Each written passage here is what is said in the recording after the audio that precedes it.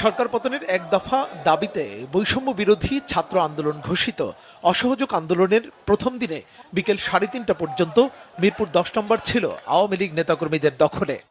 নেত্রীর প্রশ্নে আমাদের কোনো ছাড় নেই। আমরা রাস্তাতে আছি, আমরা রাজপথে থাকবো এবং রাজপথে মোকাবেলা করব।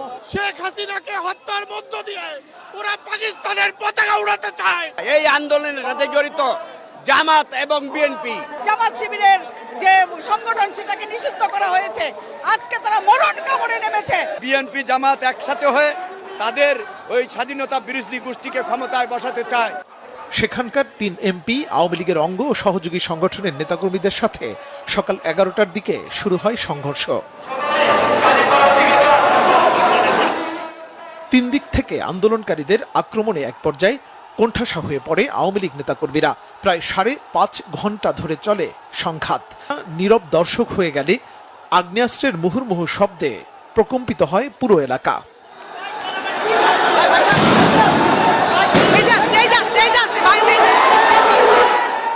ফুটপাতের দোকানিদের রাখা কাঠের চৌকি হয়ে ওঠে শিক্ষার্থীদের ঢাল।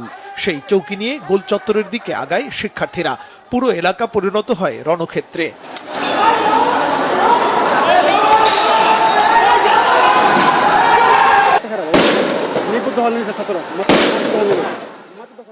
বিকেল 3:30টায় পুরো 10 নম্বর এলাকা চলে যায় আন্দোলনকারীদের দখলে। এ সময় পিছু হটে অলিগলিতে ঢুকে পড়ে আওয়ামী লীগ নেতাকর্মীরা।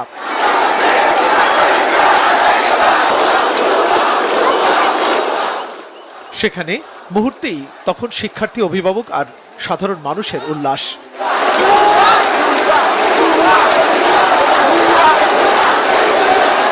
শিক্ষার্থীদের স্পষ্ট ঘোষণা, শেষ রক্তবিন্দু দিয়ে হলেও এই আন্দোলন সফল করেই মাঠ ছাড়বেন তারা। গুলি করে দিতে পারে না, আমরা দখল নিছি 10 নম্বর, দেখাই দিয়েছে ছাত্র, দিছে যে স্টুডেন্ট পাওয়ার। যখন কোনো দেশ বিপদে পতিত হয় তখন আমরা জানি যে ছাত্রই বীর দর্বে এগিয়ে আসে। আমরা আমাদের আন্দোলন চালিয়ে যাব। আপনারা সবাই দেশবাসীর দোয়া করবেন।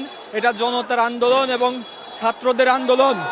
দিনভর চলা এই সংঘর্ষে শিক্ষার্থী, অভিভাবক ও আওয়ামী লীগ নেতাকর্মী সহ আহত শতাধিক।